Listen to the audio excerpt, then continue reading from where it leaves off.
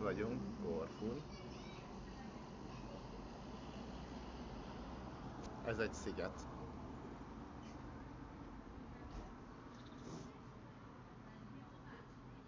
Ez a legzöldebb sziget. Így a Földközi tenger közeli részein.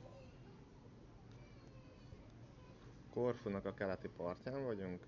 Innen tiszta időben egész jól el lehet látni a görög, illetve az albán hegyvidékekig, mert hogy Korfu az Görögországnak így az észak-nyugati, ha lehet úgy mondani, hogy csücskében van, és ez a tengerág az, ami elválasztja.